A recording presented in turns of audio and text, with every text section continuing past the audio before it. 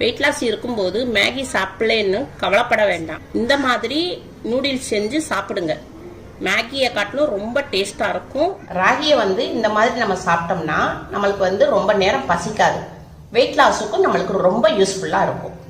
வாங்க எப்படி செய்யலாம்னு பார்ப்போம். இது ராகி மாவுப்பா. இப்போ பலசர கடையிலேயே இந்த மாதிரி எல்லா கடையிலையும் விற்கிது. அம்மா பலசர கடையில் தான் வாங்கியிருக்கேன் ராகி மாவு. இதுலேருந்து நம்ம 1 கப்பு எடுத்துக்கிறோம். இது வெயிட் 100 கிராமு. இதுலேருந்து நம்ம 1 கப் எடுத்துக்கிறோம். 1 கப்பு மாவு எடுத்துக்கிட்டோம். இதை ஒரு பவுலில் போட்டுக்கிடுவோம். இப்போ அம்மா கேஸ் ஆன் பண்ணியிருக்கேன்ப்பா. ஒரு கடாய் வச்சுருக்கேன். இதில் தான் நான் ராகி மாவு எடுத்திருந்தேன். அதே கப்பில் உங்களுக்கு 1 கப்பு தண்ணி ஊற்றிக்கிடுவோம். இன்னும் ஒரு 1/4 கப்பு ஊற்றிக்கிடுவோம்.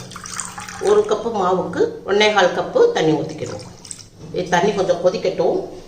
இப்போ தேவையான அளவுக்கு உப்பு போட்டுக்கிடுவோம். ஒரு 1/2 டீஸ்பூனு நெய் விட்டுக்கிடுவோம். இல்லாட்டா நல்லெண்ணெய் விட்டுக்கோங்க. இப்போ தண்ணி பபிள்ஸ் வருது. இப்போ நம்ம 1 கப்பு ராகி மாவு எடுத்து வச்சுருந்தோம் இல்லையா, இதை இதில் போட்டுக்கிடுவோம். இது அப்படியே கிண்டிடுவோம். அடுப்பை நம்ம நல்லா ஸ்லோவில் வச்சுக்கணும்.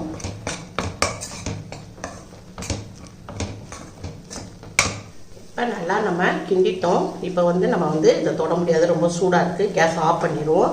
ஆஃப் பண்ணிவிட்டு ஒரு 10 நிமிஷத்துக்கு அப்படியே நம்ம தம் பண்ண வைப்போம். எல்லாம் செட் ஆகிக்கிறோம். இப்போ அம்மா கேஸ் ஆன் பண்ணியிருக்கேன். ஒரு கடாய் வச்சுருக்கேன். 1 ஸ்பூனு எண்ணெய் விட்டுக்கிடுவோம். நல்லெண்ணெய். ஒரு 1/2 வெங்காயம், பல்லாரி வெங்காயத்தில் 1/2 வெங்காயம் எடுத்திருக்கேன். இதை நீளமாக கட் பண்ணியிருக்கேன்.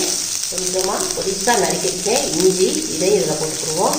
ஒரு 2 கல்பூண்டு இதையும் பொடிசாக நறுக்கியிருக்கேன். இதையும் இதில் போட்டுக்கிடுவோம். இதை வதக்கிக்கிடுவோம்.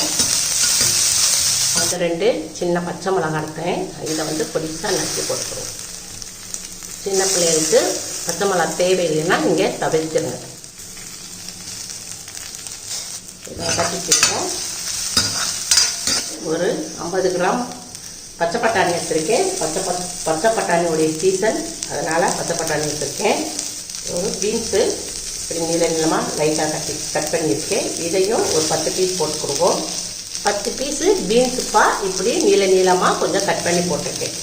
ஒரு மீடியமான கேரட்டு இதையும் நீளமாக கட் பண்ணி போட்டிருக்கேன்.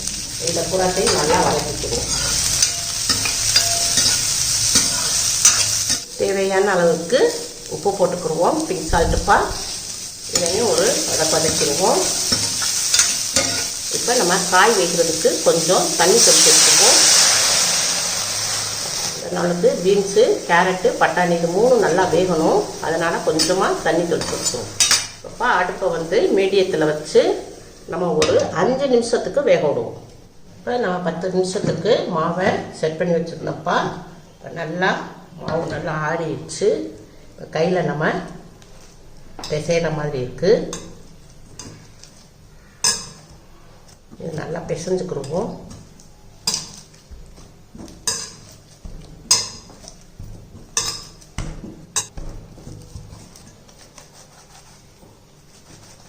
இப்போ மாவு நல்லா பிசைஞ்சாச்சுப்பா. இப்போ லைட்டாக நம்ம எண்ணெய் தொட்டுக்குருவோம். எண்ணெய் தொட்டு நல்லா பிசைஞ்சோம்னா கையில் நமக்கு ஒட்டாது. இது 2 உருண்டை ஆக்கிடுவோம்.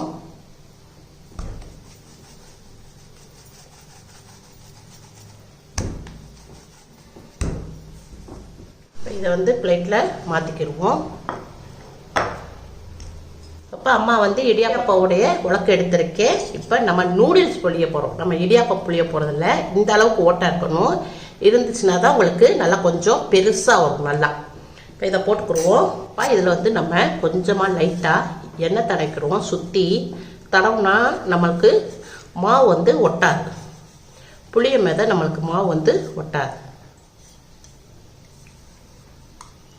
இப்போ இதை போட்டுக்கிடுவோம். இதில் அப்பா அம்மா 2 உருண்டை வச்சுருந்தேன். இப்போ அதை 1 உள்ளே வச்சாச்சு. இப்போ இதை நல்லா முடிக்கிடுவோம். அப்போ அம்மா இதில் தான் இப்போ நூடுல்ஸு அவிக்க போகிறேன். நீங்கள் இட்லி இருக்குல்ல, இட்லி சட்டி இருக்கும்ல, அந்த தட்டில் நீங்கள் அவிச்சுக்கோங்க. அம்மா இதில் தான் அவிக்க போகிறேன் இன்றைக்கி. இப்போ இப்படி சுற்றினோம்னா எல்லாம் நம்மளுக்கு கீழே நல்லா இறக்கும் சர்சர்னு.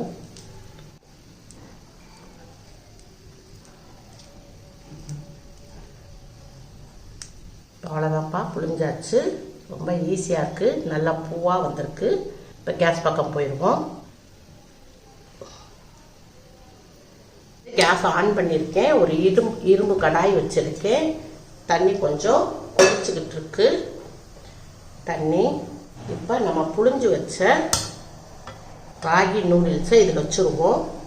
ஒரு மூடி போட்டு மூடிடுவோம்.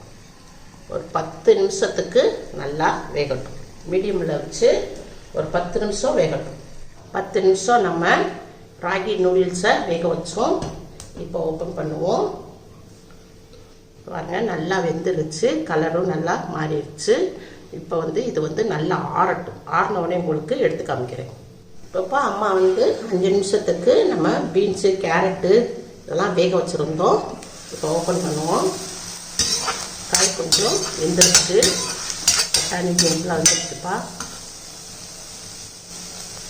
வெந்துருச்சு. ஒரு மீடியமான குடமிளகாப்பா, இதையும் போட்டுக்கிடுவோம்.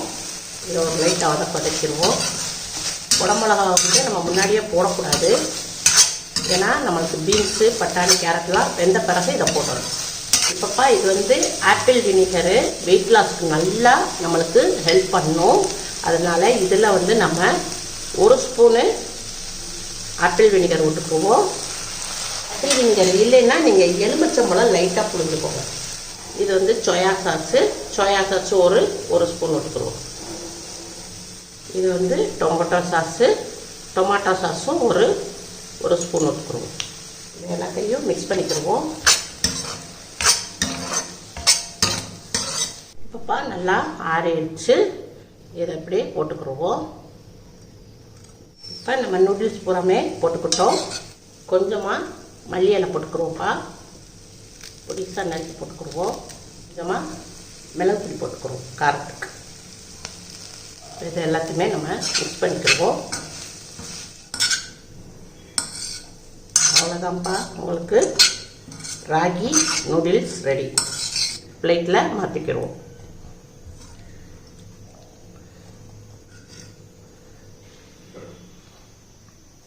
ரொம்ப ரொம்ப டேஸ்ட்டாகவும் இருக்குது, நல்லா சாஃப்டாகவும் இருக்குது.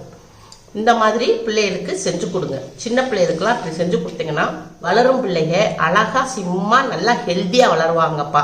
ராகியில் கால்சியம் இருக்குது, வைட்டமின் டி இருக்குது, மெட்டாசியம், மேக்னீசியம், நிறைய சத்துக்கள் இருக்குப்பா ராகியில்.